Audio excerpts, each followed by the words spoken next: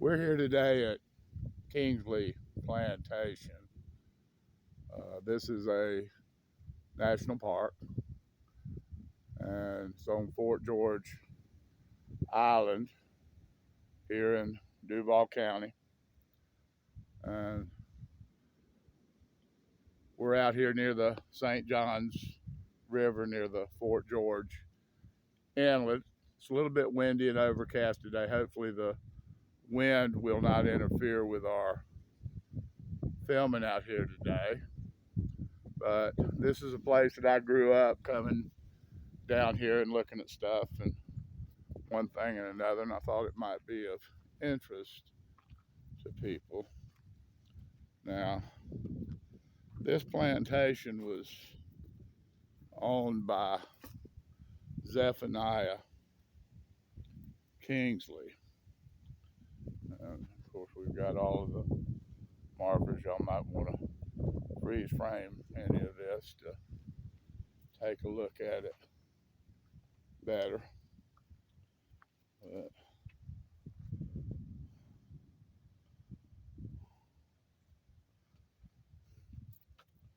Plantation era, freedom and slavery, preservation, many faces of slavery.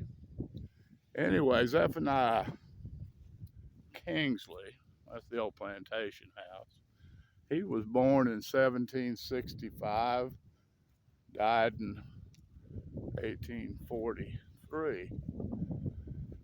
Now, Zephaniah Kingsley was a Quaker born in Bristol, England, and he came to this country as a young man and come to South Carolina, where he got into the slave trade.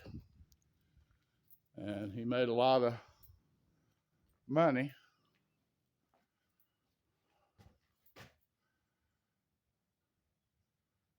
in the slave trade. Him and his partners would make trips to West Africa, and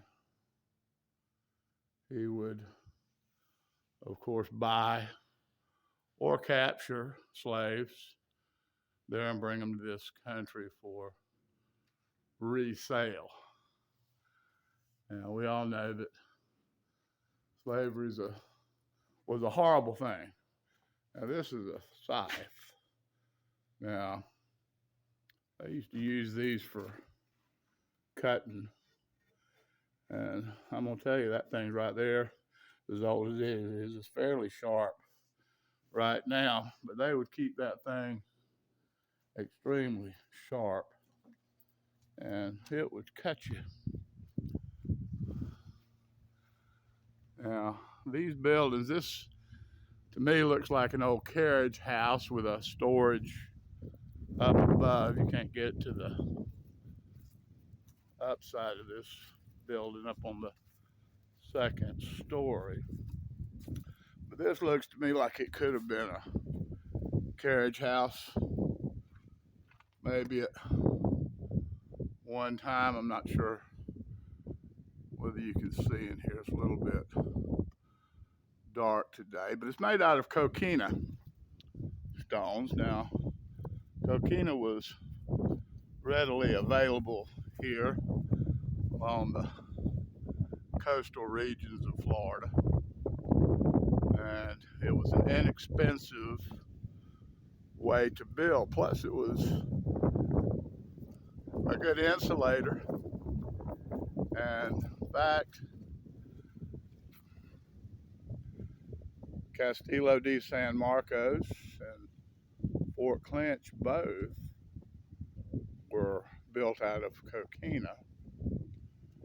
And I know Castillo de San Marcos, if my memory is correct, never was taken by force. because the cannonballs would kind of bounce. It's like a sponge, the coquina, and the cannonballs would bounce off the side of the walls as opposed to breaking it into pieces. So anyway, it was a readily source of building material. In fact, when we get down to the slave quarters here, you will see that all of the slave quarters are made out of coquina. And we've got old palm trees down here and old oak trees that's been around here, some of them since Kingsley was here. Now, getting back to Kingsley himself, he was a slave trader, and so he went to South Africa, down around Senegal, I think it was, and he bought a slave woman down there that eventually became his wife. Now, Kingsley was a dichotomy, to say the least. He was a strong proponent of slavery, yet he believed in slave rights, so to speak, or whatever. In fact, he actually wrote a paper on it. And I read it a long time ago, but interestingly, I'd like to go back and read it again just to refresh myself on it. So, Kingsley was also a Quaker, and he was a polygamist. He had 4 wives. Theoretically, one was legal, and the other 3 were concubines. He had 11 children. Now, Kingsley was built, or they started building it in 1798, I want to say. And Kingsley came to live here in 1814 with his wife and 4 children at the time. And he owned most or all of Fort George Island out here. Now, the house itself is closed, I believe, right now due to some reconstruction that they're doing to help preserve this place. Not only is it old, but wear and tear over the years out here in this salt air. Well, anyway, Kingsley had 60 slaves. He owned 250 at his various plantations. But he had 60 slaves here on this particular plantation. He had 32,000 acres. Now, that's the old well. But he had 32,000 acres in Florida, 4 plantations. And when he died in 1843, he left this plantation to his wife. Now, in 1843, people of color in Florida had no rights. So she had to actually fight the family, and actually won and gained possession of the property. I'm going to check the door here. It is open. Now, this is the kitchen.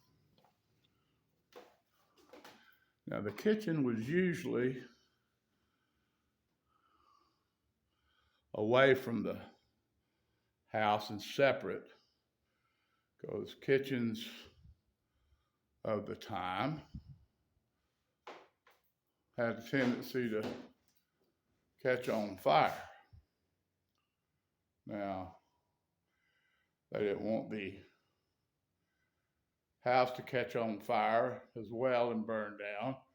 So the kitchen was usually built away from the main house itself. Now, they don't have any lights in here. Fortunately, that's not too bad right there where the light's getting through.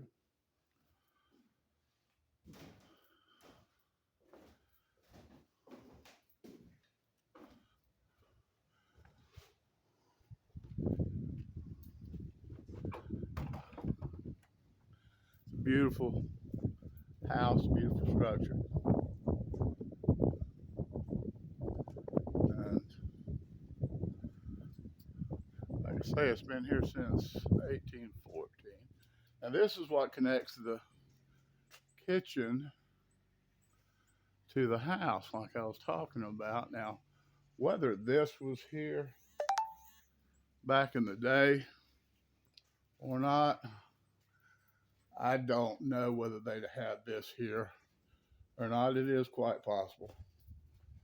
The foundation actually looks authentic. So the walkway could have been here. I'm just not sure about this structure being here.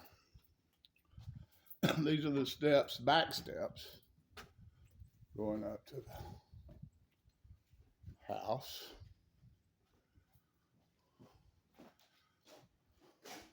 And there's a plaque about the renovations through the years. Talks about where it was originally constructed in 1798. Now, a lot of this glass is original. Probably can't tell, but you can tell by the wavy effect on the glass that this glass is old. Now, according to this is a historic door. I'm not supposed to touch it. And there you can see one of the old original columns that was on the house. Now,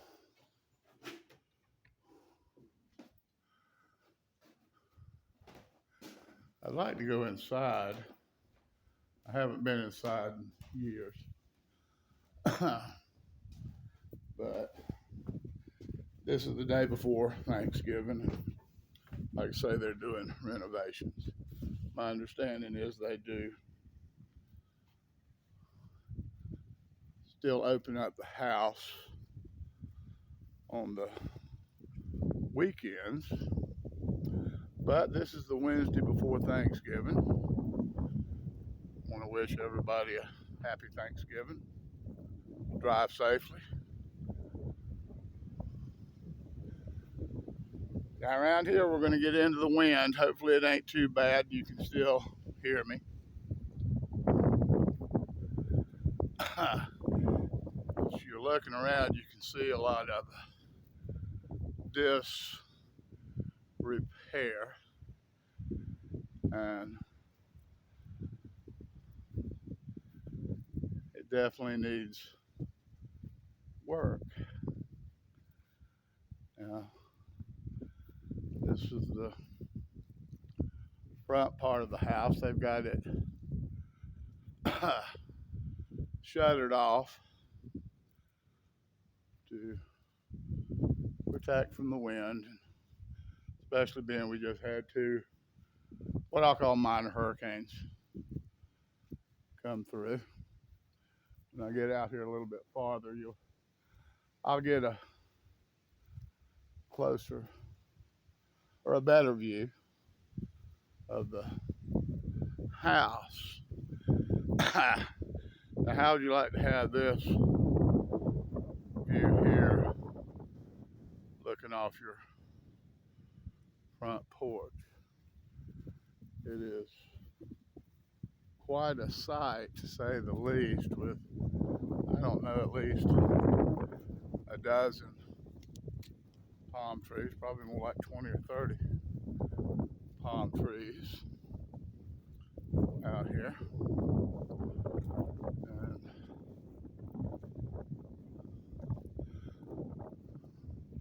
part of Fort George Inlet here, and the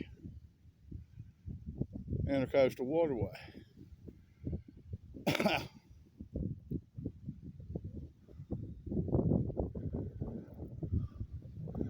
Well, that old oak tree over there's seen some better days. So has that fir tree. Now there's what was actually considered the front view of the house that's facing the water.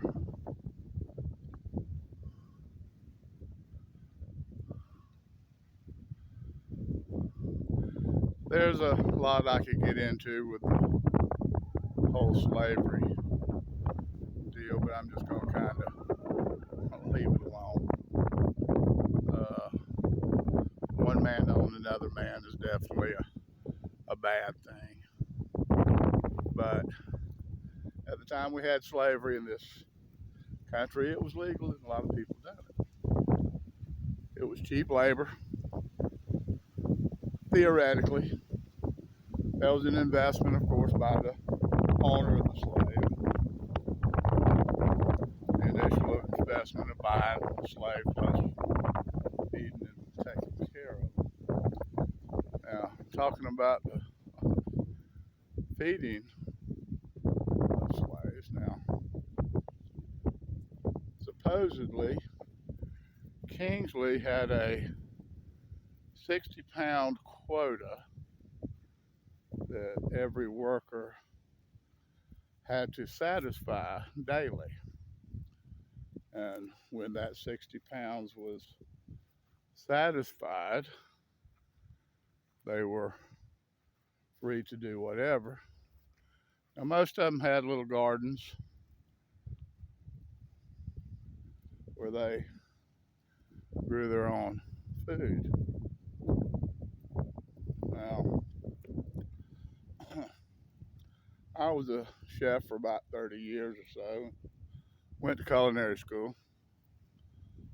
One of our classes on North American cuisine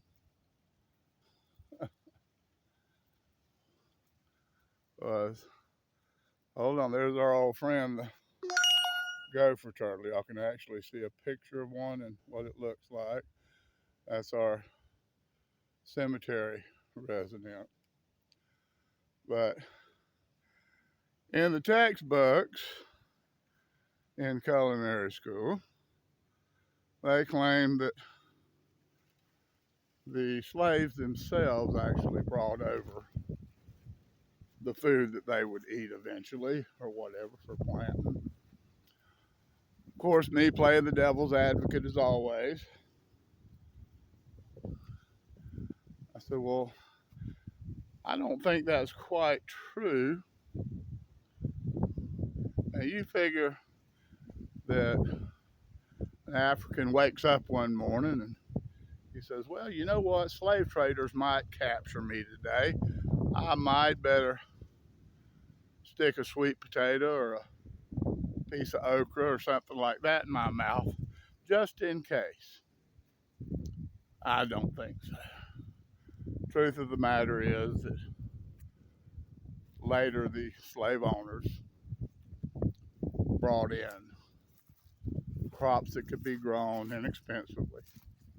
Of course, anybody that's seen the movie The Bounty or Mutiny on the Bounty knows that their whole trip was based on bringing breadfruit from Tahiti to feed the slaves as a cheap way to feed slaves. And we all know what happened on that trip. So, with the slave aspect, well, I'm going to walk over here real quick. I'm not sure exactly what this is. Maybe this is some of the crops over here. They grew sugar cane here, okra, and what they call saltwater cotton. Now, saltwater cotton's nothing but regular cotton that's grown in a saltwater environment. Now, what the salt air and the salt water does to this cotton, it makes the cotton balls smaller. The lint that's in it is actually more dense, but it doesn't wear as well. So therefore, it would be a cheaper commodity, would sell for less and wear out quicker, wouldn't last as long.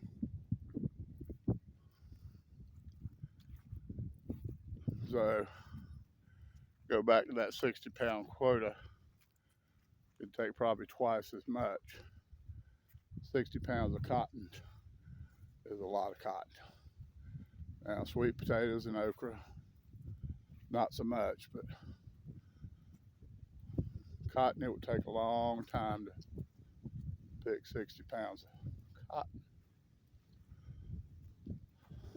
Now, this over here is a sampling of crops. Now, you can't see this too well, but there is cotton in there. Of course, it's winter time. Of course, this is sugar cane. Now, sugar cane, you could squeeze the juice out of it in a mill, and you could make syrup in a vat, boil it down, evaporates all of the moisture out. With syrup, you just evaporate most of it out and turn it actually to crystal sugar. You evaporate all of the moisture out. I'm going to walk down to the slave quarters now. They were all made of indigenous coquina. Of course, they had lumber roofs, but coquina rock was very plentiful down here in Florida. Like I said, Castilla de San Marcos and Fort Clinch both are constructed of coquina. And basically what it is where crustaceans in ancient times, more or less, has settled and joined up with lime rock and other chemicals over time and formed a spongy type rock, if that's not an oxymoron. It definitely is hard if you go up and put your hand on it. It is not soft to the touch. It's as hard as any concrete block you ever done. That's a pretty good little walk down here to the slave quarters. Now, Originally there was, I believe, 32 slave quarters here. I think now there's only about half of them left. They were arranged in a semicircle away from the main house.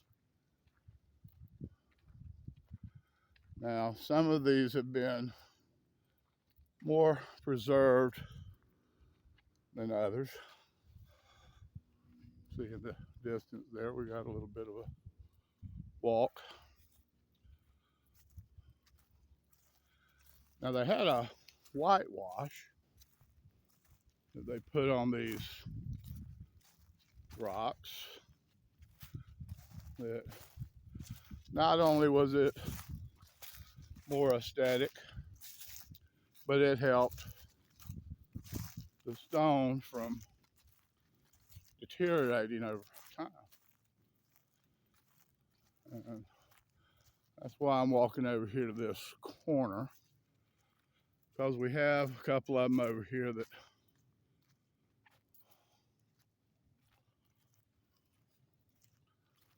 have the whitewash on them, and then next to them, some without the lime whitewash.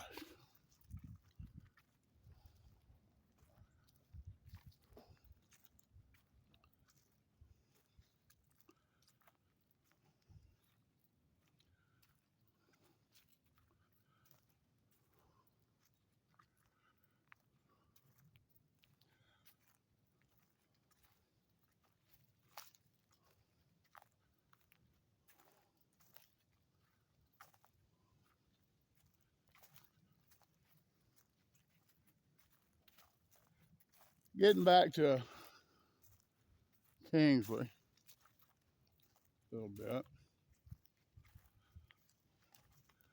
He's a very misunderstood person, to say the least, a dichotomy, if you will.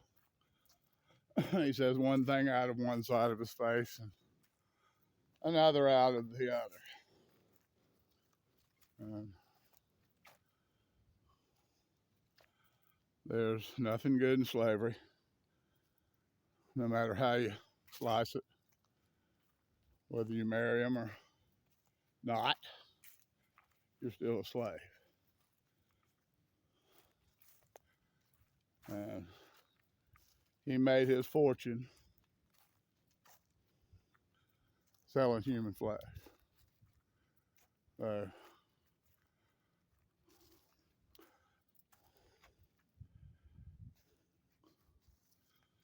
now, I just got a feeling that there's a special place in hell for him, and a lot of people like him.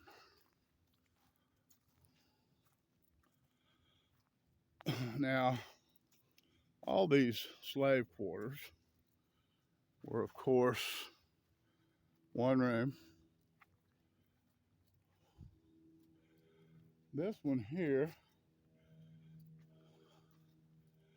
seems to be built a little bit different. So I'm going to say that this was probably a slave that may have been what you would call a foreman or a leader, or I don't know what kind of term you would use, but this one actually has two rooms. It's got a front room and I guess what you would call a bedroom. Most of them are not like that. They are just one room. This one here is more intact and been preserved better. And that would have been where the shutter would have went. And I think that piece of log there is several 100 years old. Now here's another one that actually has 2 rooms in it with a fireplace. It's kind of odd that the fireplace is built on the inside of the building. And I guess maybe that was for heating purposes. Most fireplaces and chimneys were on the outside of a house. But maybe that kept the heat in better. I'm assuming be the only thing that I can think of. Let's say this is a semicircle of slave quarters. And they go on and on and on. I think there's 16 or 18 still here. Now, this semicircle, and there's still some remnants on the other side of the little road that comes in here of slave quarters. The others would have been in a similar fashion on the other side.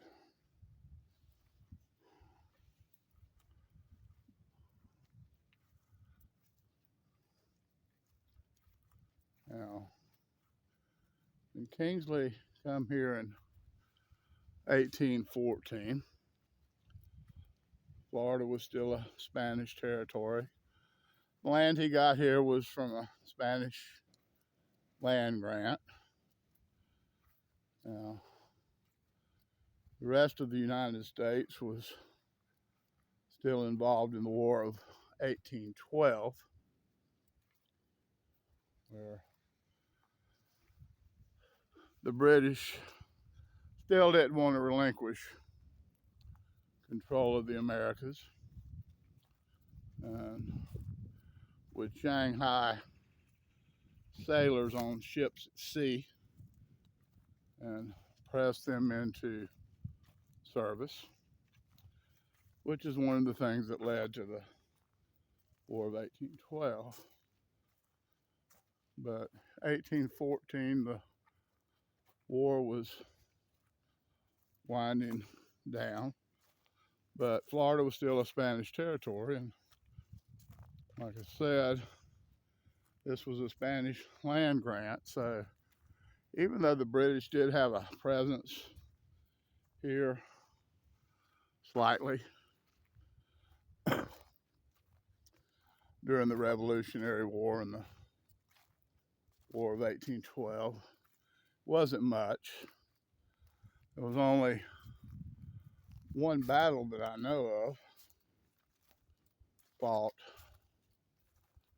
here, and that was actually west of here. You might ride over there one day. They've started a park over there, but there's not a lot to it. Now, I do know that what used to be called Pearson's Island, up near the Nassau County line, they had a sawmill up there. The sawmill was producing lumber for the rebels of the time, the American colonists. So the British, of course, wanted to get rid of the sawmill. Well, the colonists that were, even though they weren't colonists here, the colonists that had the sawmill there got wind of it, disassembled the sawmill, and carried the important pieces down into the swamps, and marsh, and hid it from the British. And when they left, they reassembled the sawmill. So this is all part of the Timaquan Preserve. Now, that would be an interesting video to do. I'll have to go downtown to a place called Treaty Oak. There's oak trees down there that are 500 or 600 years old. The boughs of the trees actually go down. They're so big and long and heavy, they pretty much almost drag the ground. But the Timaquan Indians were the indigenous Floridans or Floridians. And when the Spanish come here in the early 1500s, they drew sketches